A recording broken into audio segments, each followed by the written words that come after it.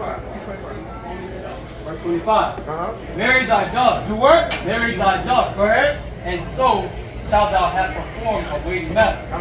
But give her to a man of understanding. But give her to a man of understanding. Marry thy daughters, because when you do that, you have taken care of a weighty matter. What is a weighty matter? Something of great importance. This is why there was no secret marriage. This is why there was no, it's my private life marriage. It was a weighty matter for who? Who was it a weighty matter for? For the father and who else? Who else? The father and who else? The brother? Who else? The bride? Who else? Who said it here? The whole family. Auntie, cousin, your brother, your sister. Wait a minute. What happens when you marry? Their family becomes your what? What is that called? We call them in-laws, right? In-laws. These are your in-laws. This is your brother-in-law, sister-in-law, auntie-in-law. They're your in-laws. In what law? In the law of the Most High God. That's where that comes from. This is your family according to the laws of Yah. Not because the Lord of the land. Because people, they get marriage certificates. Nobody don't know nothing. But according to the law, you're not just marrying that man, you're marrying into his family. You are now become a part of his family. That means you left your family. This is for my daughters, sisters, mothers in the room.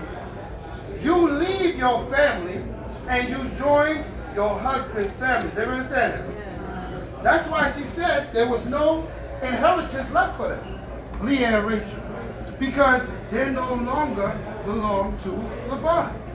They now belong to Jacob. And they're part of his family, and a new family is being born. You can't bring your family, right? They can visit, right? I'm not saying that they can't visit, but they have no say-so. They have no say-so, or inherited, or something they're supposed to gain. Their gain has already been done in the marriage process. Read that again.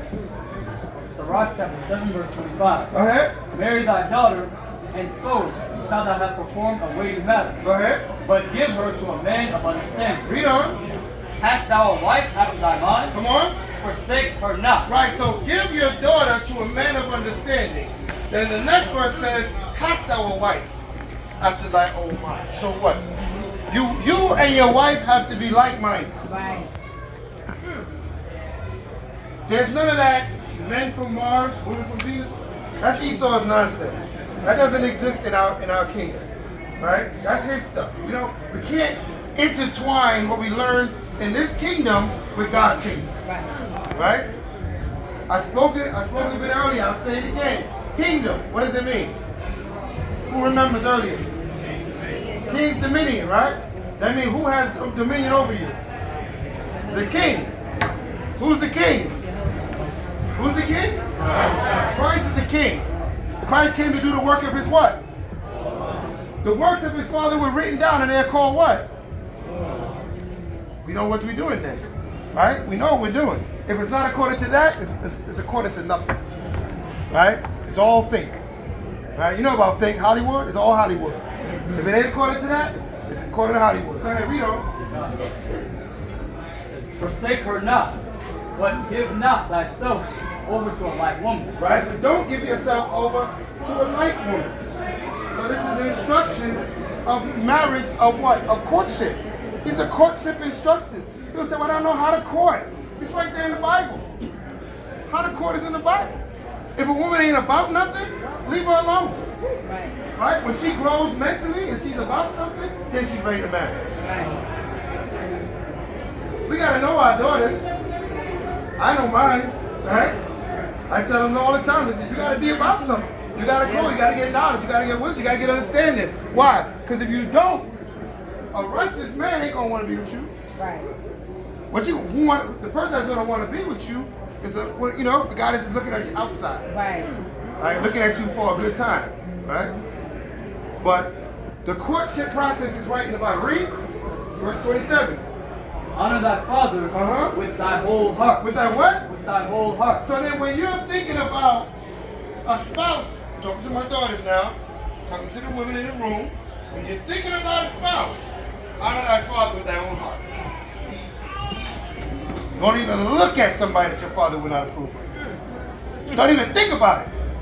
Because you're honoring your father with your whole heart, not some of your heart. Say, you know what? I honor my dad when it comes to my schoolwork. I honor my father when it comes to the dress I got on. But when it comes to my man, that's my business. Don't tell me who to be with. I'm going to choose my own man. Right? No, you're not. Not according to this. Right? Not if the kingdom is in you. If the kingdom is in you, you got to do it this way. Right? Let's read.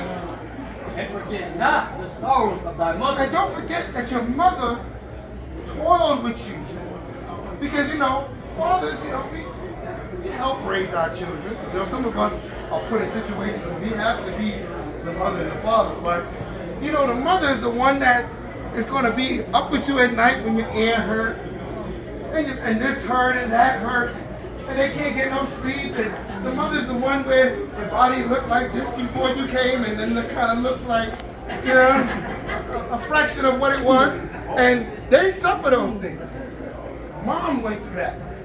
So when you remember your mother's sorrows in birthing you and raising you, you think about that when you're about to decide who you're going to be with. That's your father and your mother. Don't tell them that they got nothing to do with it. That's incorrect. That's how we came up in this kingdom. We didn't tell our father, man, we were already married 10 times before our mother knew. Before my father knew anything was going on. I probably married 10 times. Read that. Verse 28. Go ahead. Remember that thou wast begotten of them. Remember you came from them. Go ahead. And how canst thou recompense them the things that they have done? Can you ever pay them back? Can you ever pay them back? I'll show you how you can.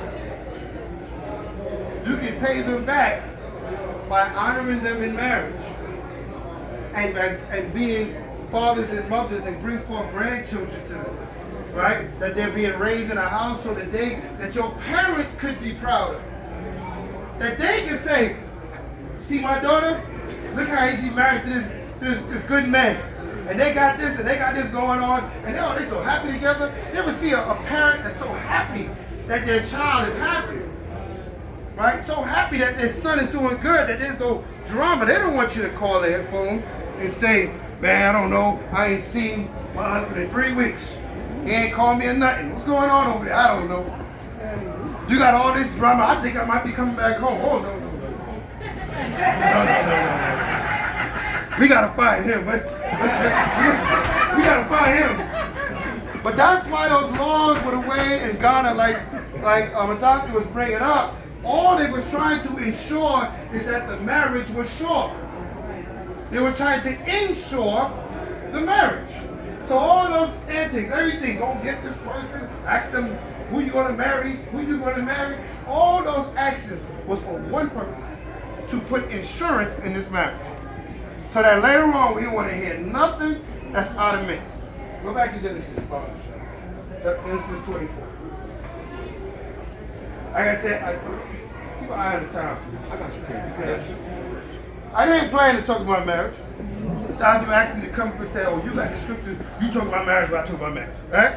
But I did have a topic for today, so I'm going to give myself 3 more minutes in this topic, and then I'll get to the topic that I have for you today. Let's, you back in Genesis? Okay, 25, 26, you're down to 28. Genesis chapter 24, verse 28. Right. And the damsel ran and told them of her mother's house these things. So the damsel ran home to tell her parents, because the man, the servant, told her, I came here looking for a wife for my master's son. She didn't keep it on the DL. She ran home to tell her parents and her family, listen to what this man just told me. I'm supposed to be he found me to be a suitable wife for his master's son. Read. And Rebekah Rebekah had a brother, Right? and his name was Laban. And Laban ran out unto the men, unto the well. Go ahead. And it came to pass, when he saw the earring Right. and bracelets upon his sister's hand, and when he heard the words of Rebekah his sister, saying, Thus spake the man unto me, that he came unto the man, and behold, he stood by the camels at the well. And he said, Come in, thou blessed of the Most High. Wherefore standest thou without? For I have prepared the house and room for camels. Stop right there. So the brother ran out. After she told him the story, he ran out to go meet this man. Right? Let me go meet this man. But when he came out there, what did he say? What did they say he saw? In verse 30. He saw what? The earrings, the bracelets upon her hand. Right? So what was significant about the earring and the bracelets? What did he see? Huh? Say it loud, say it proud. He saw the shekolim, right? He saw the shekels was prepared for this wife. He saw that they were prepared for this union. He came and he said, oh, they're not playing, they for real. He came and he saw the bracelets and she got earrings. She's like, look, they came and gave me all of this. Right? So now he knows, oh, this ain't just talk. He said, come on in the house. I got a room for you. I got privilege for your camels. Come on in, bro. I thought somebody was playing a game. Because we can talk a lot of talk. And that's where the diary comes into play, because you can say what you want to say. You know, Jacob is a smooth talker. Back it up. Now they're talking up. But now you got to back it up. You have to come with what the Lord requires of you. That's how they know you're serious. Otherwise, you just play. Right? You just talking. You know what I mean? You're wondering and trying to coerce somebody into something that they don't know what they're getting into. But now, that is what? Proof. One word, he put it down to one word, proof was in his hand. Proof was in her hands that this was going to be a real marriage. Go ahead. And the man, verse 32, came unto the house, and he ungirded his camels, and gave straw and provender for the camels, and water to wash his feet, and the men's feet that were with him. And there, Jump down to 36. verse 36. So he's telling him the story. He has to tell the whole story to the family. He couldn't come with, I like her. She cute, she pretty. That wasn't gonna make it. He had to come with the whole story. My master sent me. This is what happened. The mother passed away. He had to give the whole truth and lay down the whole story so they could understand what they're about to enter into a covenant. Right? It's different than a contract. You know, a lot of people say a covenant is a contract. They're similar, but not the same.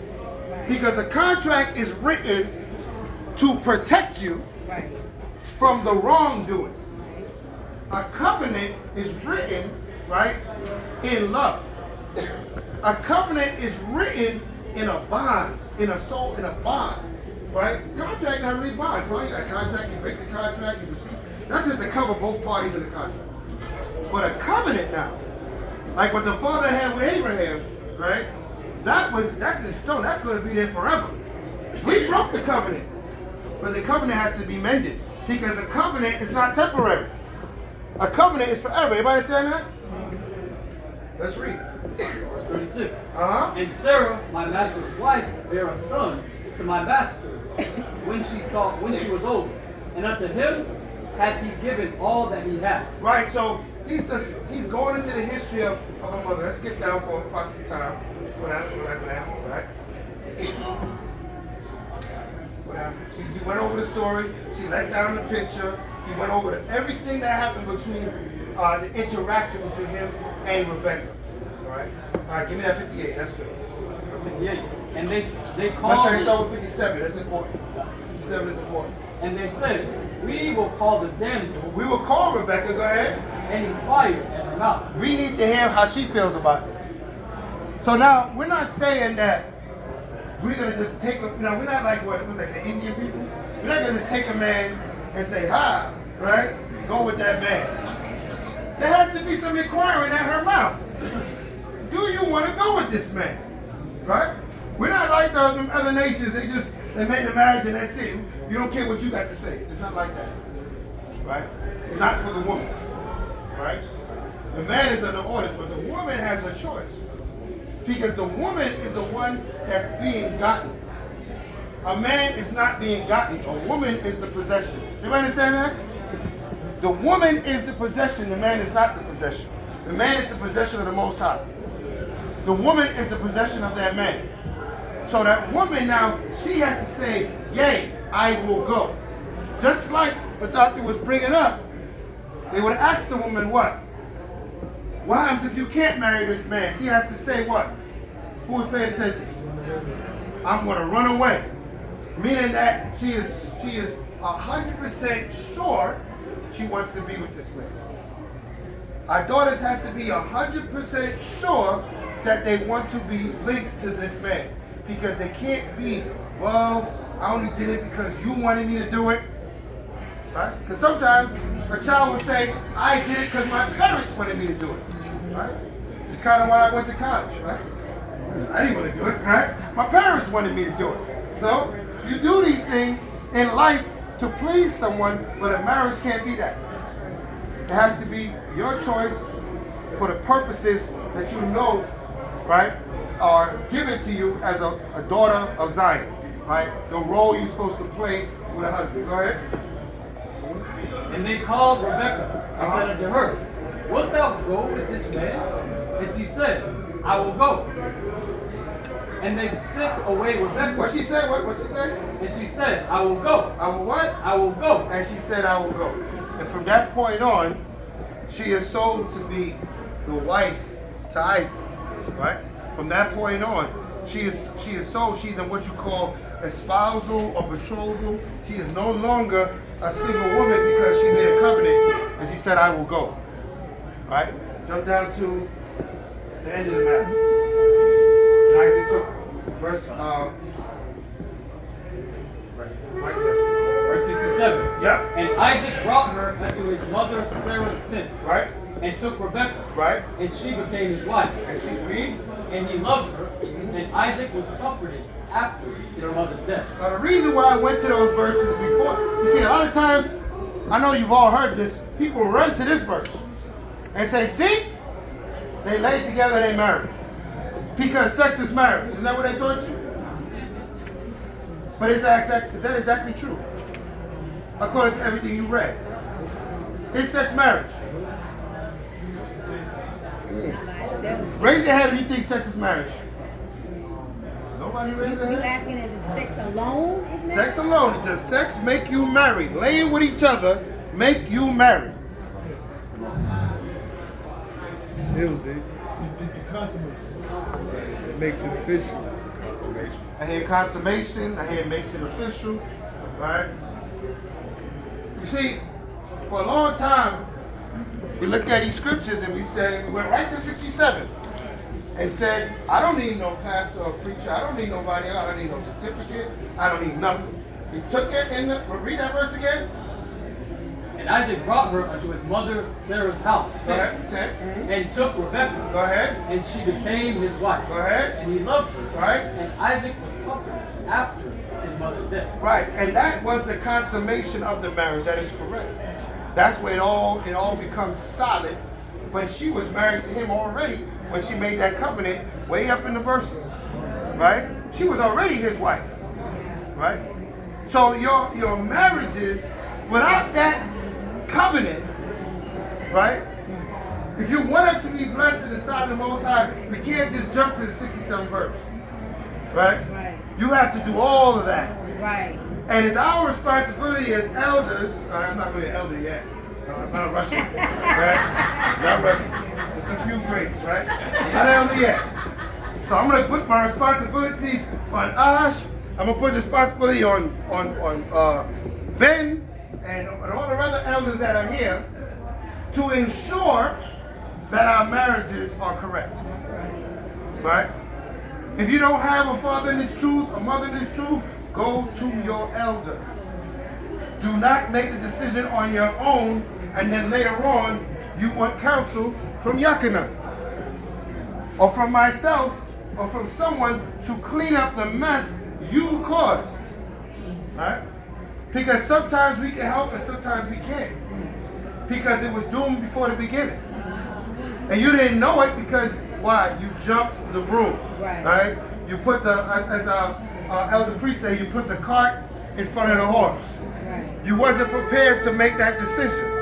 And now you want someone to clean it up. So, all day today we've been given information that's supposed to help us, right? You got an announcement going? Okay. Okay. All right, so all day the teachers, the elders were giving us information to make our lives better. We have these summits, we come together, you take something away, right? Some answers to the questions that you may have had, you know, throughout the years, throughout the days. Hopefully we answered some of your questions. Hopefully this class was helpful. You got 6 minutes, Chief. Huh? I got what? 6 more minutes. I got 6 more minutes? Let's get my presentation. Go back. Come on in. So that's going to be my edit on marriage. Marriage is the first. Let's get both hands. Married, and you get that right, now you have to have a good household. Because you can't have a strong nation with a weak families.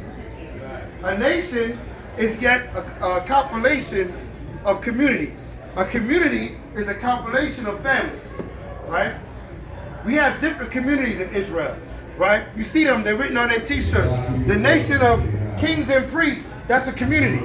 Lot of Zion, that's a community. House of David is a community, right? We have many communities out here. What's it? Give me another community that's in here. Who's in there? Who's in here? Soldiers of Yahweh, that's another community. Yahweh's Camp, another community. Anointed House of Saints, another community, and they have opened up their arms to us today to allow us to have these forums today. So, through the Masharah yasharahla, we, the elders of the Masharah yasharahla, came together and say, these communities got to get together. And we have our own areas, we have our own leaders, our own head, our own laws, bylaws, but we all part of yasharahla. Hallelujah? Hallelujah. So we bring the communities together to form a nation. But to form a nation that has strength, we have to have families that are strong. Right? Right? Managing a household according to Yah's word. Right? It's very important that Yah's word rules in our house. Why? Because we all know the scripture. 2 more minutes, all right. 2 more minutes. Psalms 127:1. It reads, except the Lord build a house, right? They labor in vain that build it. Except the Lord keep the city, the watchman waketh but in vain. Meaning that all that effort and all that toil, if it's not of Yah, it's not going to work. No matter how hard you try to make it work, it still won't work. Most High will sit there and watch you kill yourself, trying to make something work that just ain't going to work because it's not built on the foundations of the Most High. It didn't say work harder. We got to know how to work smarter. Right? Y'all gave us answers. Use them. Go ahead. Proverbs 3:5-6. Trust in the Lord with all thy heart and lean not on thy own understanding. In all thy ways acknowledge him, and he shall direct thy paths. What does this mean? That oftentimes when you're faced with a decision, you're going to do what's most comfortable to you. You're not going to do what's uncomfortable or what you're not used to. Because you're not used to doing things according to the way the Bible said. You're not used to telling your mother or telling your father, oh, I think somebody just DM'd me, right? And I got to pass this DM on to you and tell me about this demon. Does this sound right? That's uncomfortable for our daughters. I understand that. That's uncomfortable for our sons. I understand that. But if we don't do it, then we don't trust Yah. Right? We're doing our own thing. The thing that we were taught in the world. Right? So trust in the Most High. Go ahead. This is my last slide. And it is vain for you to rise up early and sit up late to eat the bread of sorrow. For so he giveth his beloved sleep. Meaning stress. Stress. Why are you up late? You're stressed out, right? You rise up early with problems on your mind because you're stressed out. You know why you got problems? Because you didn't keep his commandments. That's why. Scripture say, mark the perfect man, for the end of that man is peace. I pray that you all have shalom in your home. I know the time is coming that we got to go downstairs and do the class, so I'm going to cut it right here. Right? Hopefully in the future I'll be able to give you the fullness. But until then, get the most out of praise. Hallelujah.